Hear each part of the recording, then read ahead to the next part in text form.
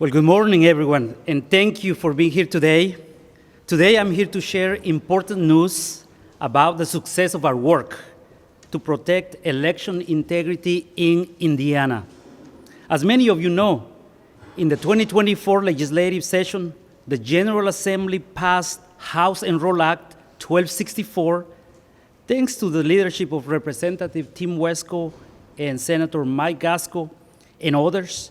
That legislation signed into law and went into effect as July 1st, 2025, requires proof of citizenship when a voter registration was identified as being tied to a temporary credential at the BMV. We are here to highlight what we are doing is working. We have identified the first verified case of non-citizen voting in Indiana under House Enroll Act 1264, but will not be the last.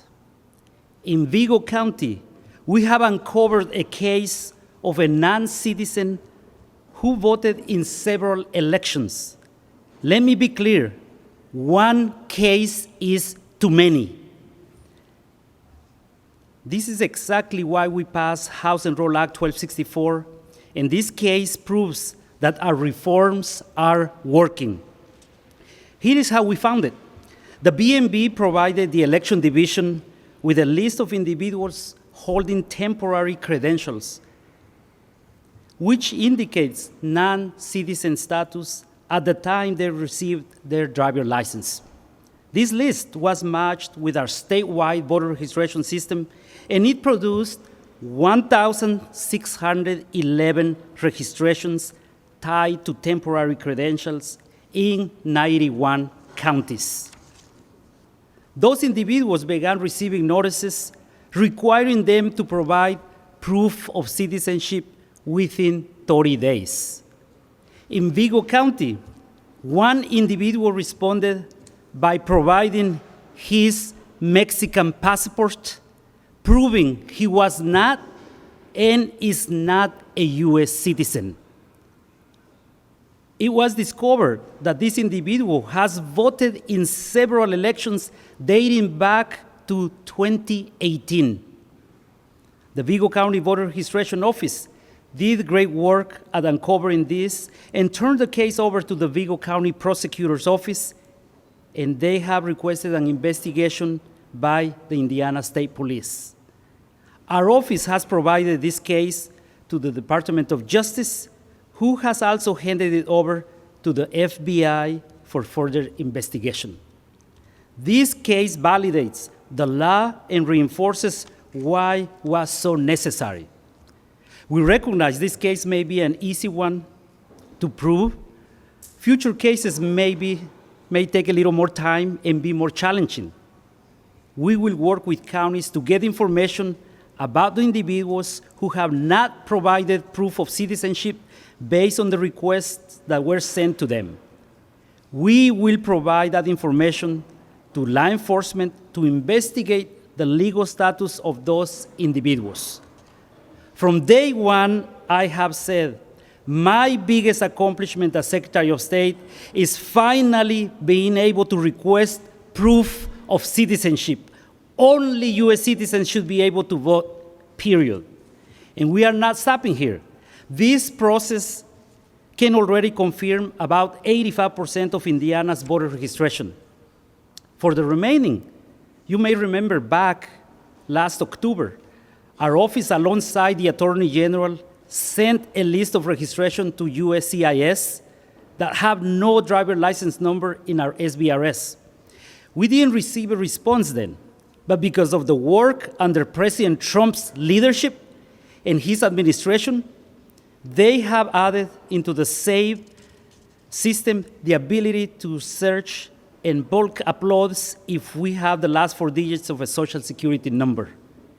We have uploaded our list of registrations with the last 4 digits of Social Security number as an identifier, and we are currently going through those results. We hope this process will allow us to confirm the citizenship status of an additional 14% of registrations. allowing us to confidently say we have confirmed the citizenship status of 99% of Indiana's registration. Some critics said these measures were not necessary, that non-citizens were not voting in Indiana, that this was not an issue here. We are even facing a potential lawsuit over these requirements. But we now have concrete evidence that this is happening in Indiana. And this is also why Indiana has been recognized nationally. The Heritage Foundation now ranks Indiana number 7 in the nation for election integrity. When I interviewed for this office, I promised to make Indiana a top 10 state when it comes to election integrity. I am proud to stand here today to say promises made, promises kept. Some people think that an off election year means things to slow down, but not in my office. We've been working hard on voter list maintenance, mailing millions of postcards to confirm registrations, holding public meetings, continuing to register eligible Hoosiers to vote, and preparing reports to improve the way Hoosiers vote. As you know, we have received letters from the U.S. Justice Department requesting election information. We have recently responded by sending all the information they have requested, complying with federal oversight. The Trump administration has made election integrity a top priority. If providing the Justice Department information can help Indiana with ensuring our voter list is accurate and up to date, we will do so. We will take all the help we can get. I am proud to work with President Trump and his administration to strengthen election integrity. Everything we do has one purpose: to safeguard Hoosier elections and ensure only U.S. citizens are voting in our elections. This case in Vigo County is proof that our hard work is paying off. It is proof that non-citizens have voted in Indiana, and it is proof that our legislation is necessary and effective. As no charges have been filed, we will not be releasing the individual's name, but I'm confidently, after a full investigation has been completed, this individual will be held accountable. Indiana is leading the way in election integrity, and we will continue to do so. I have my team here with me, and we will be happy to answer any questions on this matter. Thank you. Hannah? Confirm a quick number. Sorry, Hannah. I want to make sure you said that you checked that it brought back 1,611. There's one person who has. I just want to make sure I got that number right. Yes, we uncovered the first non-citizen case. So, did you get, go ahead. Mr. Secretary, do we have an idea of how long this investigation into this specific individual could take?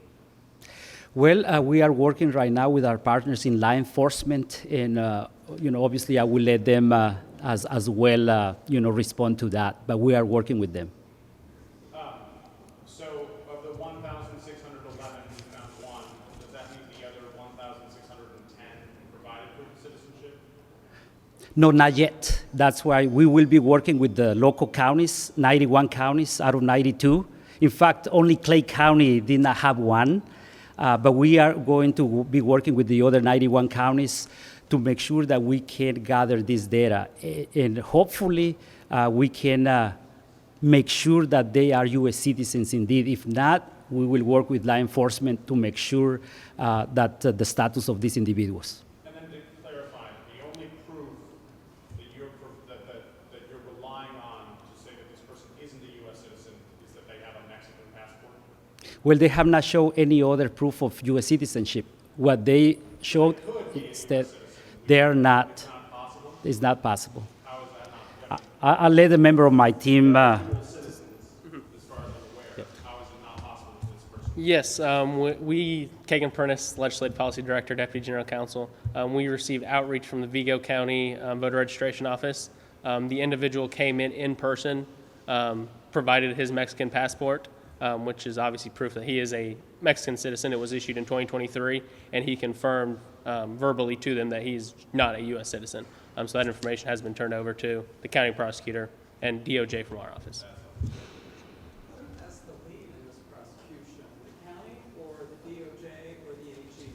It will be a partnership. Obviously, as the chief election officer, my job is to work with all of our partners in law enforcement to make sure that only U.S. citizens will get to vote here in Indiana. With the DOJ, under what authority did you turn over that information? What is the statute? You want to take that? Jerry Bonnet, General Counsel with Secretary of State's Office. I don't have the specific statute. The letter cited the National Voter Registration Act, and that letter cited the same statute that voter rights groups cite, which provide that the Justice Department, Civil Rights Division, Election Section has authority to examine all of the state's voter registration information to assure compliance with the voterless maintenance requirements of the National Voter Registration Act. So we consulted with the Attorney General and the Election Division and confirmed that the Department of Justice did have authority to have that information. Did you seek an opinion from the Attorney General? We consulted with the advisory section of the Attorney General's office. And did they issue an opinion on that? They did not issue a written opinion. They advised us, though, that the Justice Department did have authorization. We were required to provide that information on their request. And the complete roll was turned over to the DOJ? Yes. How many elections, you said multiple since 2018, but exactly how many since 2018 was this person voted? So since 2018, I can tell you this right now. He has been voting. He registered in 2018 at the BMB and re-registered in 2023 at the BMB. He has voted in 6 elections: 2018, 2019, 2022. Sorry, 2018, 2019, 2020, 2022, 2023, and 2024. Were you able to verify that all of those votes were actually counted? Yes. Did he check on his registration form that he was a U.S. citizen? Yes. And again, we are working still with our partners in law enforcement to make sure that I'm looking forward for them to come out on this issue so they can obviously share with all of you their findings. This might be a question for Keegan. So the law took effect July 1st, the notices, do you know when all the notices went out since there's that 30-day response period that's required? Counties are sending them out on their timelines. Some counties sent them out the first day they could. Some counties waited a little bit. So they have staggered response timelines. We plan on starting to reach out to the counties to start getting a list of individuals that have not responded within the 30-day period. And the individuals that have not responded with the proof of citizenship will start to work with law enforcement to hand over that information so they can do the investigation. This case was easy. This case should be an easy one. He provided his Mexican passport. The other cases, I don't think will be as easy as this one. What was the latest county to start sending out those notices, and when's the deadline for those to be returned? If it's a staggered response. I wouldn't have that information, and this will be an ongoing process in the future. So if a new voter registration comes in with a temporary credential attached to it, that individual will get a notice. So this will be an ongoing thing as part of the voter registration process. Secretary Morales, you said that DOJ has sent a letter asking for voter roll data. Do you plan to turn over that full voter list, including driver license information and social security numbers? We have. We already have it, so we are in compliance with federal oversight. What information was on that? What information from the voters is now with the DOJ? The information that we turn over basically is driver license number and the last 4 digits of social securities. Did you turn over addresses, voting history? Yes, all of that. And I'll let Kagan develop more on that as well. Yes, and I can go over that process. So we received a letter in July of this year, and we turned that letter over to the Indiana Election Division. The letter referenced the NVRA, and the co-directors of the election division are the NVRA officials in Indiana. So we turned the letter over to them and requested for them to respond. We received an additional letter and also referred that letter to them. We gave them a deadline to respond under Indiana law. The secretary, if the NVRA officials do not carry out a duty that they should, the secretary has the authority to fulfill those duties. In the absence of a response from the election division, we consulted with the attorney general on if we should respond and what information we should send. So we responded and we sent the entire voter list with all personal identifying information as requested. And just to follow up and to clarify, exactly what information for each voter was sent over? You said It includes names, addresses, driver's license number, last four digits of the social security number. What's everything on the voter roll we sent to the Department of Justice. that would include voting history. It did not include voting history. No. Did not include voting history. Do you think that this is going to encourage people to register to vote if they know that the Secretary of State is sharing that information? Well, I hope so. Most of you know that I am a naturalized citizen myself. I always like to share with everyone that I earn citizenship, and I encourage everyone to register. Look, if anybody calls me and says, Mr. Morales, we would like for you to show us proof of your citizenship, I will be more than happy and gladly to bring my naturalization certificate. I do have a U.S. passport now, so I can bring my U.S. passport and show that. I don't think this is a barrier. I think this is, we're talking about transparency, and I will have no problem. And I know many, many other naturalized citizens will not have that problem to show their proof of citizenship. In each of those elections where you know this individual took part in, sometimes when it comes to an extremely competitive local race, one vote can make all the difference. Do we know of any races that were potentially impacted by this one person voting? Do we have any confirmation that it impacted any extremely competitive local races? There have been local races, not only in Indiana, but all across the country. Obviously, the difference was within 2 or 3 votes. And that is why, when I said earlier, one is too many, because that one vote can influence an election, specifically a local election. So we're going to continue to work hard to make sure that only U.S. citizens will get to vote here in Indiana. But do we know if that one vote actually made a difference in any of these? We do not have that data, but happy to find that out and get that to you. Do you expect to find more people like the gentleman in Beaver County? We are doing those investigations currently, and I think we will expect to find a few more. To clarify, so the notices are sent out from the county. If the person doesn't respond in 30 days, the next step is to automatically refer that to law enforcement. Yes, that's what we'll do. That's part of it. But let me come back to that real quick because it's important to know. The state of Iowa, they've been doing exactly what we're doing right now. They find 2,186 individuals. Out of these 2,186, they confirmed 207 non-citizens. And out of the 277, they find 40 people have voted in the 2024 as non-citizens. 40 people, 40. So that is why I'm thinking that this is the first case, which again, one is too many, but I think we foresee that we will see other cases in the near future. Are there any corrective actions being taken against the Beaver County Clerk's Office, or are you working with the DMV to make sure this doesn't happen again? This is precisely why we pass our legislation, because if we would not have pass this legislation, probably this person will continue to vote. And it's not the voter registration's fault. It's not the county's fault, because there were no laws in place. Now with these laws, when we run, obviously, the data, we find these folks. That's what we send them that notice to prove their citizenship within 30 days. And that's what we're doing right now. Without this legislation, we would have never able to do this. And that is why I am proud and I commend, obviously, working with the General Assembly, because they passed this legislation. And I'm going to continue to work with them in the next session to pass even more legislation to make sure that only U.S. citizens are able to vote here in Indiana.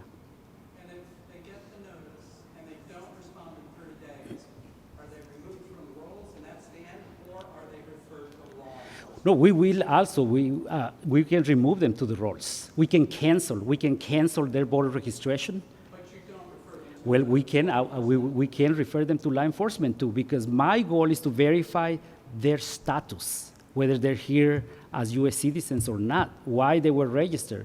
And again, this is not making anybody's, their life so hard. As I said, if you are able and capable, bring or give us a call. We can make sure that we can help these individuals prove their citizenship. See, I'm all about U.S. citizenship, and this matter is so close to me because I am a naturalized citizen, and this is why it's so important to me. And I'm taking this, and that's what I said. My biggest accomplishment so far as Secretary of State is requesting proof of citizenship. And I'm always going to advocate working with President Trump and his administration in our General Assembly here to make sure that only U.S. citizens are able to vote here in Indiana. So does that mean that there will likely be U.S. citizens who have their voter registration canceled in Indiana because they didn't respond to that notice within 30 days?